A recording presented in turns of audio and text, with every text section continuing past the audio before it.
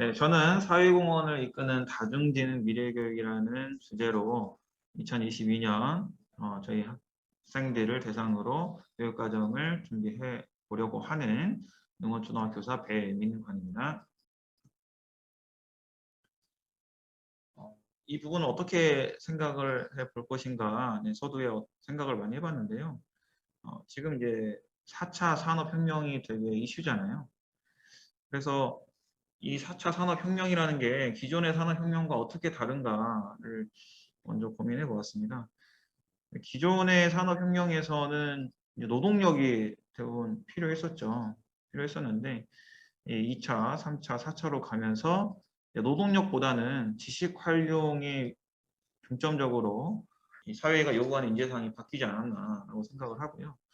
그런데 배우는 내용은 달라졌나요?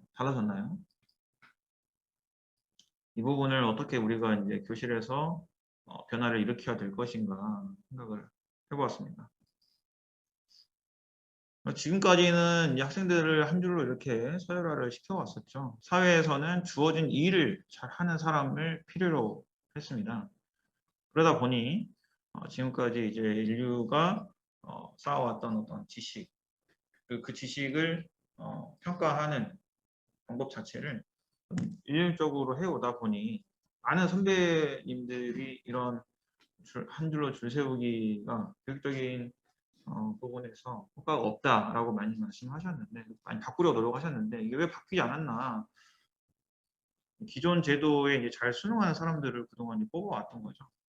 이런 부분들이 이제 아까 말씀드린 4차 산업혁명 이후로 무너질 수밖에 없는, 그동안 이 견고하게 해왔던 이런 방식들이 무너질 수밖에 없는 상황이 저는 두 가지로 보고 있거든요. 첫 번째로는 기존에 있는 사회를 움직이는 그 힘은 거대 자본, 돈이 많은 사람들, 그리고 이제 생산 공정을 가지고 있는 사람들, 공정을 가지고 이제 그 일자리를 주는 사람들, 그리고 이제 뭐 공중파, 매체 이런 것들이 이제 권력이었죠.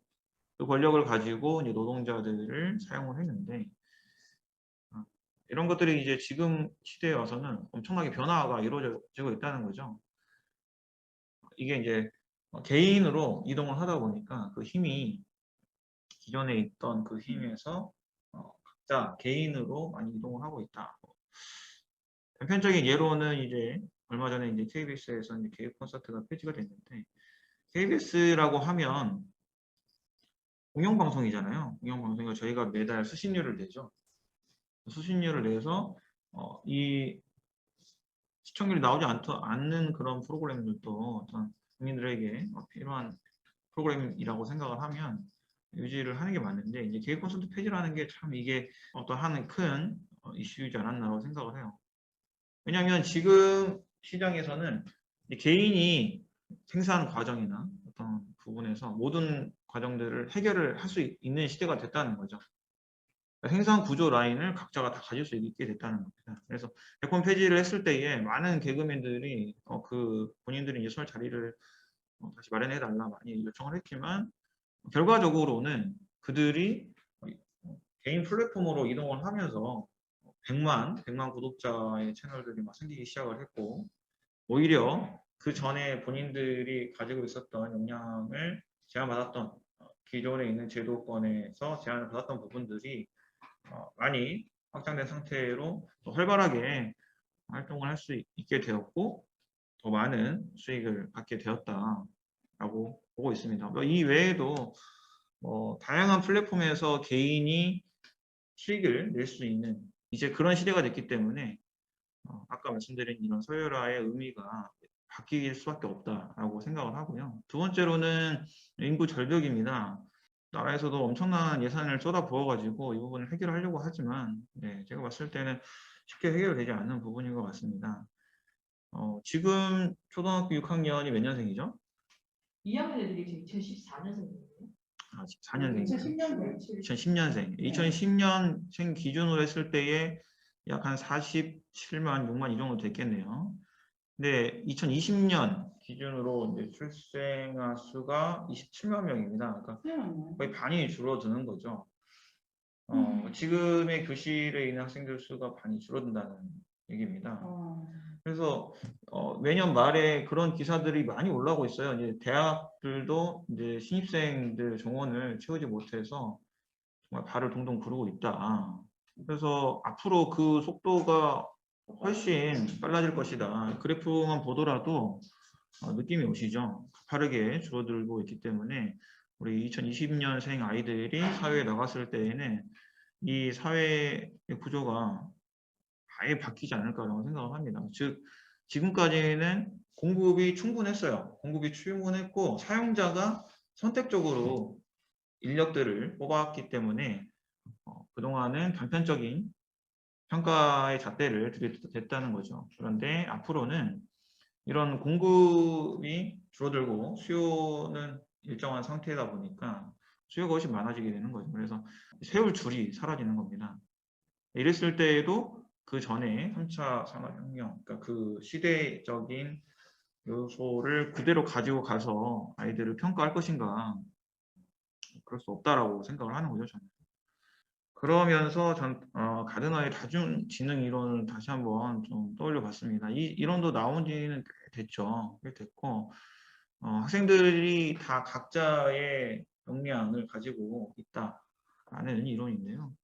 지금까지는 이렇게 한쪽 방면으로만 평가를 해오지 않았나.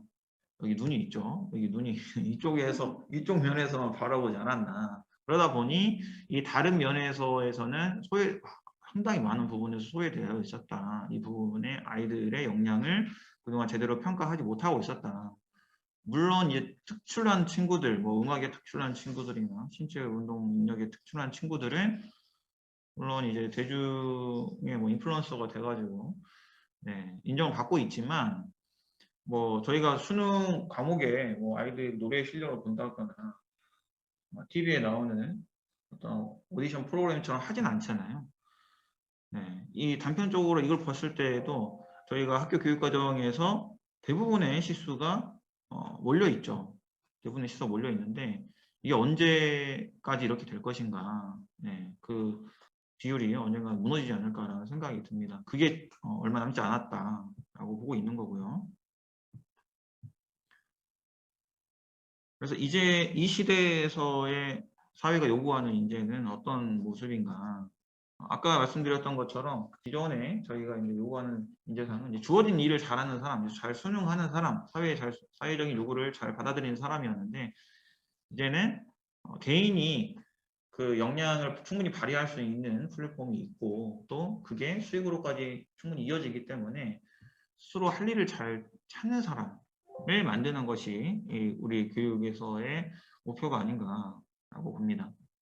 그럼 이제 스스로 할 일을 잘 찾는 사람을 어떻게 만들 것인가 고민을 해봤을 때에 각자의 능력을 제대로 진단하고 키워가는 그런 교육이 필요하지 않나라고 생각이 들었습니다. 그랬을 때에 이제 아이들을 평가를 해야 되는데요. 기존의 평가는 이제 아이들의 수행 평가를 보면은 매우 잘함, 보통, 노력, 요함 이렇게 교사가 이제 평가를 하죠. 근데 저는 이게 도대체 무슨 의미가 있을까? 지금 제가 말씀드린 그런 인재상을 만들어 갈 때에 무슨 의미가 있을까? 과연 교사에게 의미가 있나? 아니면 학부모에게 의미가 있나? 학생에게 어떤 의미가 있는가? 그냥 기존대로 해왔는 어떤 관행이었기 때문에 지금 하고 있지 않나. 이런 부분에 대해서 변화를 줘야 된다고 생각을 하고요. 각자 자신의 능력을 제대로 진단을 해서 아이들이 내가 왜 이 부분이 잘 안 되는가? 그럼 어떻게 하면 보완할 수 있을까? 이것들을 충분히 찾는 연습을 이 초등교육 과정에서 해줘야 된다고 생각을 하고요. 본인이 어떤 약점 그리고 강점 이런 것들이 충분히 파악이 된다면 자신만의 개별화 전략을 세워서 그 학교에 있는 과정 동안에 충분히 성장할 수 있지 않을까.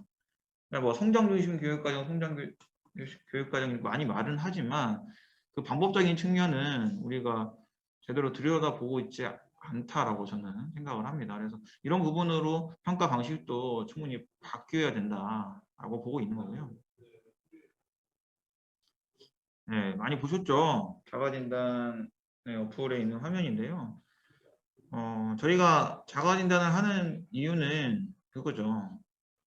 다음 행동을 무엇을 할 것인가 파악하기 위해서 PCR 검사를 받으러 갈 건지 아니면 학교에 나가도 되는 건지 그렇게 하기 위해서 자가진단을 하는데 교육도 마찬가지라고 생각을 해요.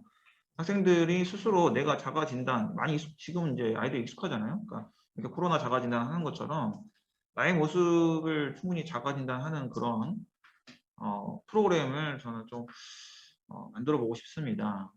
이게 뭐 기술적인 지원으로도 할 수도 있는 방법이기도 하고요. 아니면 교육적인 어떤 프로젝트로도 충분히 할 수 있다고 보는데요. 이 과정을 통해서 아이들에게 유의미한 데이터를 수집할 수 있도록 하는 거죠. 그 유의미한 데이터들을 그냥 어떤 방대하게 모으는 거에만 초점을 두는 게 아니라 자기가 스스로 기록한 그 데이터, 유의미한 데이터들이 나만의 빅데이터로 만들어진다면 이 부분들을 본인들이 어떤 부분에서 다음을 행동을 해야 될 것인가 잘 파악할 수 있지 않을까라고 생각을 합니다. 작년에 제가 했던 교육 중에는 유튜브 활용 교육이 있었습니다. 교사는 더 이상 이제 지식의 전달자라고 생각하지 않고요.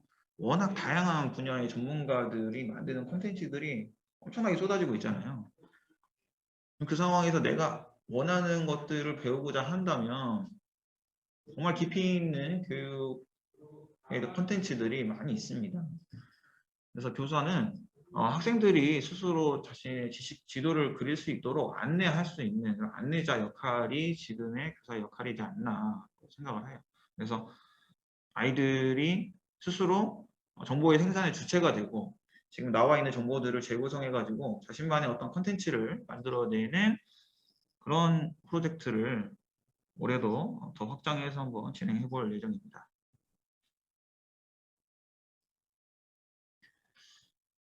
또 하나는 지금 이제 인공지능이 발달됨으로 인해서 이제 알고리즘이 되게 보편화되어 있는데요.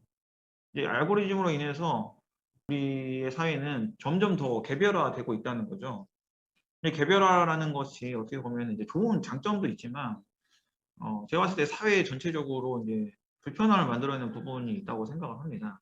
뭐 예를 들어서 많은 플랫폼을 사용하시겠지만 자신의 입맛에 맞는 자신의 관심사에 맞는 그런 콘텐츠들을 계속 소개해 주기 때문에 내가 좋아하는 분야만 내가 관심 있는 분야만 보게 되는 거죠. 나와 다른 생각에 있는 부분의 콘텐츠들에 대해서 생각해 볼 기회가 기존에 비해서 엄청나게 많이 사라졌습니다. 그리고 예전에는 이제 저희가 같이 보는 것들 또 듣는 것들 이런 플랫폼들이 공유가 됐어요. 세대 간에 뭐 성별 간에 이런 부분들이 충분히 공유가 됐는데 지금은 각자의 개인 디바이스를 가지고 개인 콘텐츠들만 계속 보다 보니까 어떤 공동의 목표에 대해서 고민할 기회가 많이 줄어들었다라고 보고요. 이러다 보니까 서로 소통하는 것들, 이해하는 것들 이게 참 어려워지게 된 거죠. 그래서 학교는 이런 소통과 협력을 할 수 있는 기회를 충분히 제공해 줘야 된다. 특히나 지금 아이들 같은 경우도 태어나자마자 이제 엄지족이라고 하죠. 네. 저희들보다 훨씬 빠르게 콘텐츠들을 접한 이 세대이기 때문에 저희보다 더 격차가 심각합니다. 아이들 간에 그런 격차들이 이제 학교에서 커먼 센스를 좀 만들어줄 수 있는 그런 역할을 해줘야 되지 않나라고 보고요. 그러면 이제 이런 부분들을 어떻게 좀 연결을 시켜줄 수 있을까 많이 고민을 해봤는데요. 학생들이 어떻게 이제 이런 부분들을 자발적으로 아이들과 서로 협력하고 소통하고 할까? 아이들을 면밀하게 관찰한 결과 자신의 행동이 누군가에게 도움이 된다라고 생각을 했을 때에 그 행동을 되게 열심히 하더라고요. 뭐 작년에 예를 들면 아침에 학교에 제일 먼저 오는 친구가 있어요. 그 학생은 제일 먼저 와요. 그리고 이제 후보님과 상담을 해보면 본인이 좀 늦게 일어났다. 그러니까 본인이 빨리 가야 되는데 늦게 일어났다 하면 이제 왜 일찍 깨우지 않았냐. 이렇게 이야기를 한다고 할 정도로 왜 그 친구는 학교에 가장 먼저 오는 거에 목숨을 걸까라고 생각을 해봤는데 학생이 이제 와가지고 다른 친구들을 위해서 이 많은 준비를 하더라고요. 네, 알게 모르게 이렇게 행동하는 거 보면서 본인 나름대로는 그게 누군가에게 도움이 된다라는 것을 알고 있었던 거죠. 그리고 뭐 쉬는 시간마다 교실을 청소하는 친구가 되게 조용한 친구가 있었는데 그 친구도 다른 친구들이 어떤 그런 행동을 하는 것들을 보고 쉬는 시간마다 이 학급을 청소하는 걸 보고 어느 순간 열심히 본인이 먼저 이렇게 나가서 하는 모습들을 보았고요. 그런 경험들이 결과적으로는 누군가에게 하고 있다 이런 마음을 주지 않나. 그리고 점심 메뉴 알려주는 일 같은 경우는 다른 학급에서도 많이 일어나고 있는 거라고 생각을 하고요. 제가 이제 동아리 활동으로 이제 뮤지컬 수업을 꾸준히 해왔는데 되게 무기력한 친구가 있었어요. 무기력한 친구가 있었는데 그 친구에게 한 번은 이제 슬레이트 치는 일을 한번 맡겨봤습니다. 근데 그 친구가 그때만큼 초롱초롱한 눈을 가지고 적극적으로 슬레이트를 치고 있는 그 모습이 저에게 정말 인상 깊었거든요. 그래서 교사는 그런 부분들을 발굴을 해야 된다. 이 아이가 우리 교실 안에서 어떤 부분에 다른 친구들에게 도움을 줄 수 있을까에 대한 부분을 저희가 찾아보고 그런 부분들이 잘 할 수 있도록 유도를 해줘야 된다고 생각을 합니다. 그러니까 무기력이라는 내용이 어떻게 보면은 저희가 그동안에 학생들을 평가할 때에 하나의 잣대로 평가를 하다 보니까 실패를 학습한 친구들이 그런 무기력을 많이 경험하지 않나. 그런 것들을 벗어나게 하기 위해서는 너무 오랜 시간 그 실패의 경험들이 누적되어 있었잖아요. 그런 것들을 어떻게 풀어갈 것인가에 대해서는 저는 이제 이 기업, 다른 사람들에게 어떤 좋은 영향력을 미칠 수 있는 그 부분이라고 생각을 하고요. 작년에 제가 그래서 해봤던 프로젝트 같은 경우는 학생들의 능력을 기부하는 프로젝트를 한번 운영을 해보았습니다.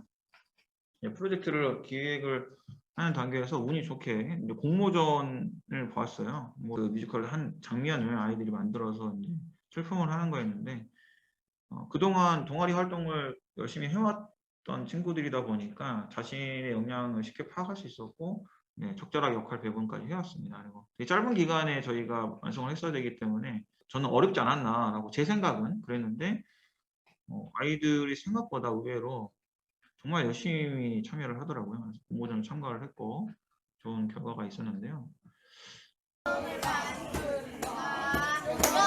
시간에 애들이 쉬는 시간마다 평소하고 모여가지고 자발적으로 이렇게 행동을 하고 있는 거예요. 저도 되게 신기해가지고 촬영을 했던 모습인데요.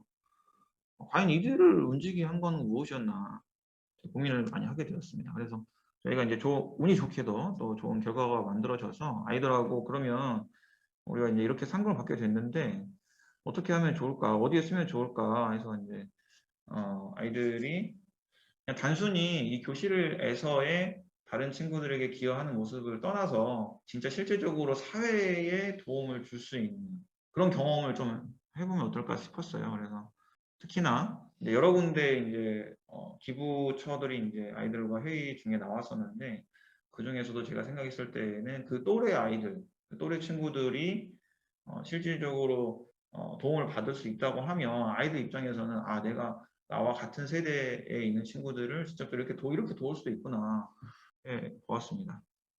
올해는 어떤 부분으로 확장을 할 수 있을까 고민을 해봤는데요.